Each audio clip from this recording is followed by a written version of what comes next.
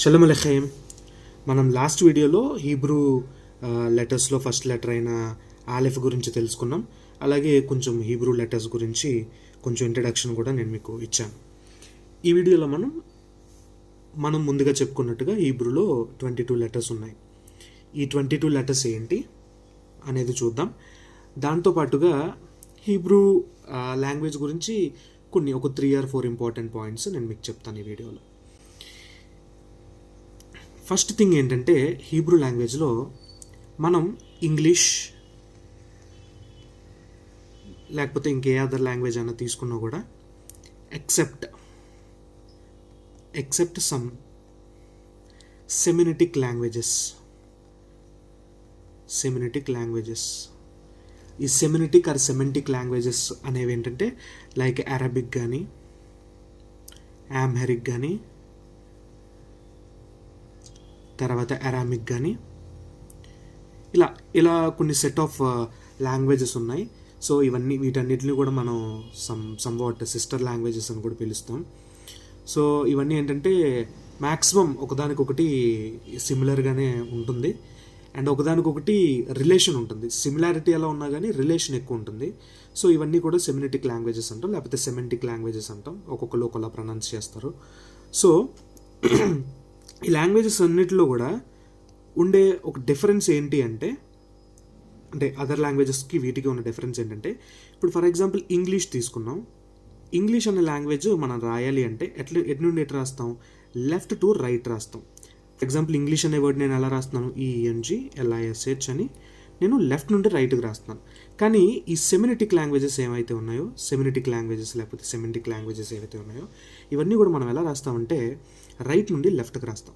For example ఇవ్రీత్ అనే word లేకపోతే Hebrew అనే వర్డ్ నేను ఎలా రాస్తాను అంటే లెఫ్ట్ నుండి రైట్కి రాస్తాను. నేనే కాదు, హీబ్రూ లాంగ్వేజ్ రాసే వాళ్ళు ఎవరైనా కూడా ఇలాగే మనం రాయాల్సి ఉంటుంది. ఇంగ్లీష్ లాంగ్వేజ్ అనేది మనం చూసుకుంటే ఇంగ్లీష్లో ఉన్న లెటర్స్ని మనం ఏమంటాం? ఆల్ఫబెట్స్ అంటాం. ఆల్ఫబెట్స్ అంటాం. A నుండి Z వరకు ఉన్న అక్షరాలని ఆల్ఫబెట్స్ అంటాం. A to Z అక్షర సమ్మేళనాన్ని ఆల్ఫబెట్స్ అంటాం. ఈ ఆల్ఫబెట్స్ అనే పేరు వీటికి ఎందుకు వచ్చింది అంటే, ఈ ఇంగ్లీష్ అనే లాంగ్వేజ్ గ్రీక్ లాంగ్వేజ్ నుండి డెరైవ్ చేయబడిన లాంగ్వేజ్ అనమాట. ఈ గ్రీక్ లాంగ్వేజ్లో ఉన్న ఫస్ట్ 2 లెటర్స్ ఏంటంటే ఆల్ఫా అండ్ సెకండ్ వన్ వచ్చేసరికి బీటా. సో ఈ ఆల్ఫా బీటాస్ యొక్క సమ్మేళనాన్ని లేకపోతే ఈ కలెక్టివ్ ఆల్ఫా బీటాస్ని వాళ్ళు ఏమని పిలిచేవారంటే గ్రీక్లో ఆల్ఫాబెట్స్ అని పిలిచేవారు. ఆల్ఫా బీటాస్ అని పిలిచేవారు. ఆల్ఫా బీటాస్ అది క్రమేపీ మన ఇంగ్లీష్లోకి ఆల్ఫాబెట్స్గా వచ్చింది. సో అలాగే మన హీబ్రూ లాంగ్వేజ్లో ఫస్ట్ లెటర్ ఆలెఫ్, సెకండ్ లెటర్ వచ్చేసరికి బేత్. సో మనం హీబ్రూ లాంగ్వేజ్లో ఉన్న ఈ 2 లెటర్స్ యొక్క సమ్మేళనాన్ని ఆలెఫ్ బెత్స్ అని కూడా అనొచ్చు. ఏమనొచ్చు? ఆలెఫ్ బెత్స్.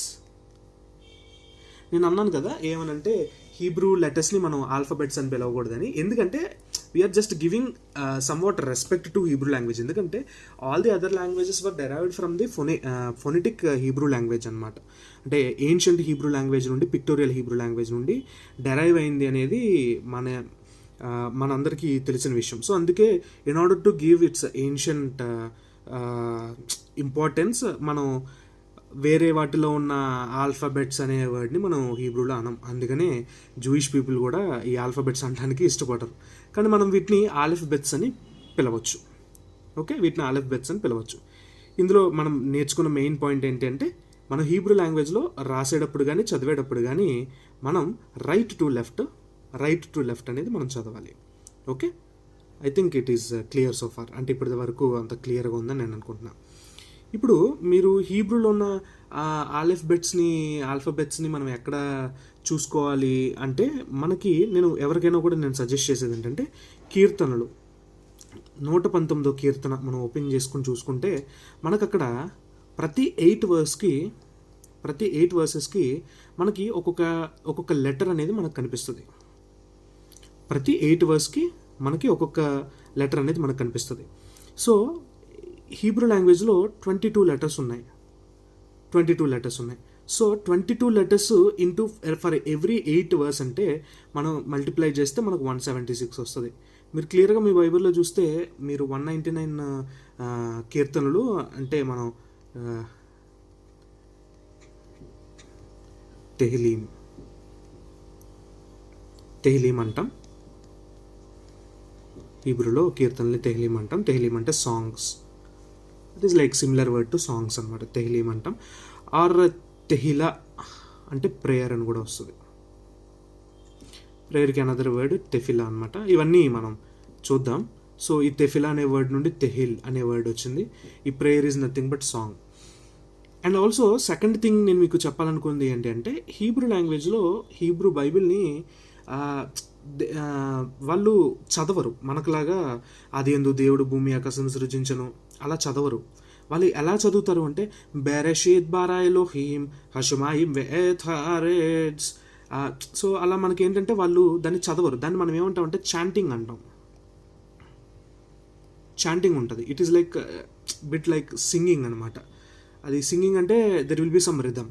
సో ఈ రిథంలో కూడా మనం ఏంటంటే ఒక్కొక్క వర్డ్స్ని, ఒక్కొక్క లెటర్ని, ఒక్కొక్క వర్డ్ని మనం ఎలా చదవాలి అనేది there are different types of markings మనకు అక్కడ కనపడతాయి. వాటిని మనం క్యాంటిలేషన్ మార్క్స్ అంటాం.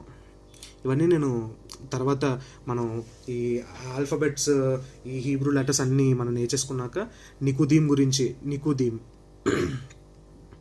ఈ నికుదీం వీటన్నిటి గురించి మనం నేర్చేసుకున్న తర్వాత నేను ఇవన్నీ ఒకటి చెప్తాను. సో నికుదీం అంటే మళ్ళీ ఇది ఎక్కడి నుంచి వచ్చిందని మీరు మళ్ళీ డౌట్ పడవచ్చు. నికుదీం అంటే ఏం లేదు, మనకి హీబ్రూ లాంగ్వేజ్లో మన ఇంగ్లీష్ అదర్ లాంగ్వేజెస్లో అలాగా ఓవెల్స్ ఉండవు. ఓకే, ఓవెల్స్ ఉండవు, చాలా ప్లెయిన్గా ఉంటుంది.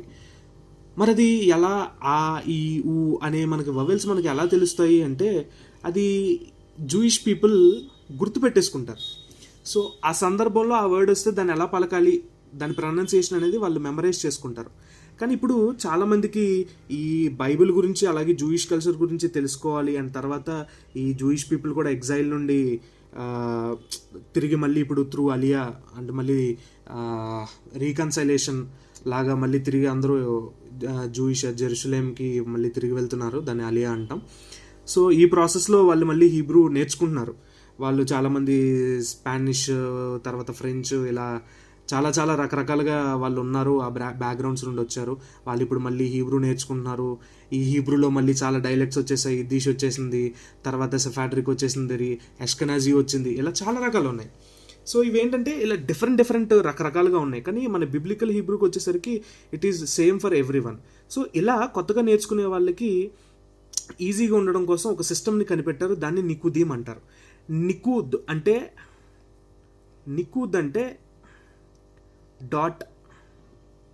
డాట్ అని అర్థం.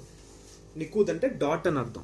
ఈ నికుదీం ఏంటంటే మనం ఈ హీబ్రూ లెటర్స్కి కొన్ని డాట్స్, కొన్ని డిఫరెంట్ డాట్స్ మనం పెట్టి, కొన్ని డాషెస్ లాంటివి, కొన్ని సింబల్స్ ఆ లెటర్స్ కింద పెట్టి మనం వాటిని ప్రొనౌన్సియేషన్ని కొత్తగా చదివే వాళ్ళకి ఈజీ చేయడం కోసం చేశారనమాట. ఇవన్నీ కూడా నేను ఫ్యూచర్ వీడియోస్లో చెప్తాను. ఈ వీడియోలో మన కాన్సెప్ట్ ఇది కాదు. ఓకే, సో క్యాంటిలేషన్ మార్క్స్ అనేది కూడా మనకి కనబడతాయి. మనం ఎక్కడికో వెళ్ళిపోయాం. సో ఈ 22 లెటర్స్ ఈ 176 వర్సెస్కి మనకి కరెక్ట్గా సరిపోతాయి అన్నమాట. సో ఈ 22 లెటర్స్ ఏంటి అంటే ఒక్కొక్కటి రాస్తాను, స్లోగా రాస్తాను, చూడండి. సో ఫస్ట్ లెటర్ వచ్చేసరికి ఆల్రెడీ మనం నేర్చుకున్నాం, ఆలెఫ్. సెకండ్ లెటర్ వచ్చేసరికి బేత్. థర్డ్ వచ్చేసరికి గీమల్, దాలెత్, హే, వావ్, జాయిన్, ఖెత్, తెత్, యోద్, కాఫ్, లామెద్, మేమ్, నూన్, సామెహ్, ఐన్, పే. సారీ, ఇదేమో ఆటోమేటిక్గా సింబల్స్లో తీసేసుకుంటుంది. ఏం పోయింది ఇక్కడ? గీమల్ పోయిందా? సామెహ్, ఐన్, పే, సాదే, కోఫ్, రేష్, షీన్, టౌ. సో నేను స్క్రీన్ మీద రాస్తున్నాను, కొంచెం రాయడం నాకు కొంచెం డిఫరెంట్గా ఉంది, బట్ ఇట్స్ ఓకే. నేను మీకు చెప్పడం కోసం, మీకు అర్థం అవడం కోసం రాశాను. So this is aleph. మన ఫస్ట్ లెటర్ ఆలెఫ్, మన last letter tau. Last letter 22nd letter tau. So ఇది ఆలెఫ్, బేత్, గీమల్, దాలెత్, హే. వావ్ మరి దారుణంగా వచ్చింది, వావ్ కలిసిపోయింది ఎందుకో మరి. దాలెత్, హే, wow, join, ఖెత్, తెత్, యోద్, ఖాఫ్, లామెత్, మెమ్, noon, సామెహ్, ఐన్, pay, సాదే, కోఫ్, రేష్, Shin, tau. రేష్ అనేది మనకి ఇలా రౌండెడ్ ఎండ్లో వస్తుంది. అది నేను ఈచ్ లెటర్ గురించి మీకు చెప్పేటప్పుడు ఎక్స్ప్లెయిన్ చేస్తాను. ఇవి ఈ లెటర్స్ గురించి మళ్ళీ ఇంకొకసారి చెప్తాను. ఆలెఫ్, బేత్, గీమల్, దాలెత్, హే, wow, join, ఖెత్, తెత్, యోద్, ఖాఫ్, లామెత్, మెమ్, noon, సామెహ్, ఐన్, pay, సాదే, కోఫ్, రేష్, Shin, tau. Okay, నేను ఎలా అయితే ప్రొనౌన్స్ చేశానో ఇది ఎథెంటిక్ ప్రొనౌన్సియేషన్. సో మనం ఇలాగే ప్రొనౌన్స్ చేయాల్సి ఉంటుంది. సో కొన్ని లెటర్స్ ఉన్నాయి, అవి వాటిని మనం గట్రల్ లెటర్స్ అంటాం. గట్రల్ లెటర్స్ అంటే మన వోకల్ కార్డ్స్లోండి వైబ్రేషన్తో పలకలిసిన లెటర్స్ అనమాట. For example khet, khet. Okay, khet అన్న, కెత్ అన్న ఇది రాంగ్. ఓకే, ఖెత్ మనం అలాగే పలకాలి. ఎందుకు అలాగే పలకాలి అంటే చూడండి, ఆరోనిక్ బ్లెస్సింగ్ ఇది చాలా precious and very important blessing for all the Jewish people. యూదులకి ఇది చాలా ఇంపార్టెంట్ బ్లెస్సింగ్. సాక్షాత్తు దేవుడే అహరోనికి తన పిల్లలైన ఇశ్రాయేలుని దీవించమని ఇచ్చిన బ్లెస్సింగ్ అనమాట. ఇది హీబ్రూలో ఎలా ఉంటుందంటే, ఇవరెఖ అదునాయ్ వే ఎష్మరెఖ యాఐర్ అదునాయ్ పనవెల్లెఖ విఖునిక ఈసా అదునాయ్ పనవెల్లెఖ వే అషెం లెఖ షలోమ్. సో ఇది దాని ప్రొనౌన్సియేషన్. ఇప్పుడు ఈ గట్రల్ లెటర్స్ లేకుండా పలికితే ఎలా ఉంటుందో మీకు చూపిస్తా. ఇవరెక్క అదునాయ్ వేష్మరెక యాఐర్ అదునాయ్ పనవెల్లెక వికునిక ఈసా అదునాయ్ పనవెల్లెక వే ఆశ్యం లెక షలోమ్. డిఫరెన్స్ మీకే అర్థమైందా? సో లెటర్లో లైఫ్ పోతుంది, ఆ ప్రొనౌన్సియేషన్లో మనకి లైఫ్. సో దేవుడు ఎలా అయితే తన జీవవాయువుని ఊది మనకి ఈ జీవాన్ని మనకి ఎలా అయితే ఇచ్చాడో, మనం మాట్లాడుతున్నప్పుడు ఈ గట్రల్ లెటర్స్ని మనం ఇంక్లూడ్ చేసుకుని మాట్లాడుతున్నప్పుడు we are investing our life, we are investing our energy, guttural energy, and making something into reality. అంటే వాస్తవికతను మనం మన నోటి నుండి బయటికి తీసుకొస్తున్నట్టుగా మనం మాట్లాడేటప్పుడు ఈ హీబ్రూ లెటర్స్ అనేవి ఆ యొక్క అనుభూతిని మనకు కలిగిస్తాయి. సో ఇలాగే నేర్చుకోవడానికి ట్రై చేయండి, ఎందుకంటే చాలా కష్టంగానే ఉండొచ్చు. చాలామంది అంటారు చాలా కష్టంగా ఉంది ఇది ప్రొనౌన్స్ చేయడం అని. బట్ ఈ ప్రొనౌన్సియేషన్ ఇలా అథెంటిక్గా ఇలాగే ప్రొనౌన్స్ చేయాలి, లేకపోతే హీబ్రూ లాంగ్వేజ్ మనం ఎంత బాగా నేర్చుకున్నా కూడా దానివల్ల ఉపయోగం ఉండదు.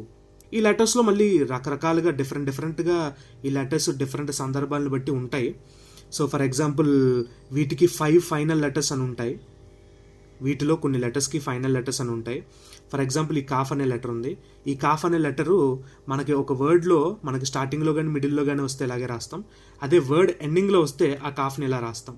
ఈ మీమ్ ఉంది, కాఫ్ తర్వాత మీమ్ ఉంది. ఈ మీమ్ని నార్మల్గా మిడిల్లో కానీ స్టార్టింగ్ కానీ ఇలాగే రాస్తాం, కానీ ఎండింగ్లో రాసేటప్పుడు ఇలా రాస్తాం.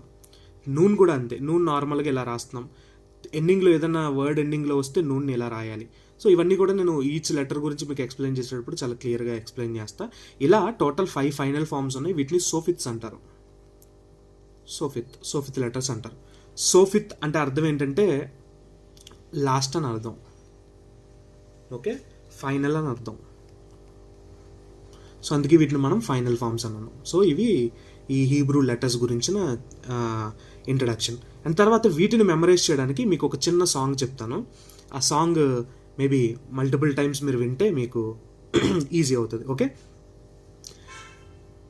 ఆలెఫ్ బైతన్ గీమల్ దాలెత్ హేయన్ వావెన్ జాయన్ ఖైతన్ తేతన్ యోదన్ కాఫెన్ లామెద్ మెమ్ నూన్ సామెహ్ ఖాయిన్ పేయన్ సాదే కోఫెన్ రేషన్ షీనెన్ టా ఖవీను షాሎም షాሎም షాሎም అలెఖెం Aleph, Beten, Gimel, Dalet, He, and Vav, and Zayin. Cheten, Teten, Yod, and Kaf, and Lamed, Mem, Nun, Samech, Chayin, Pe, and Sade, Kof, and Reshen, Shin, and Sin, and Tav, Chavinu, Shalom, Shalom, Shalom Alechem, Havinu, Shalom Alechem, Havinu, Shalom Alechem, Havinu, Shalom Alechem, Havinu, Shalom, Shalom, Shalom Alechem, Mali. Aleph, Beten, Gimel, Dalet, He, and Vav, and Zayin. Cheten, Teten, Yod, and Kaf, and Lam. Mem, Nun, Samech, Chayin, Pe, and Zadeh, Kof, and Reshen, Shin, and Sin, and Havinu, Shalom, Shalom, Shalom Alechem. So 2 or 3 times విని మీరు పాడడానికి try చేయండి. Okay, ఇవి ఈ letters. Okay, so I think done for the day. ఇంకొక వీడియోలో కలుద్దాం. తొదరబ్బా లహిత్ రావత్.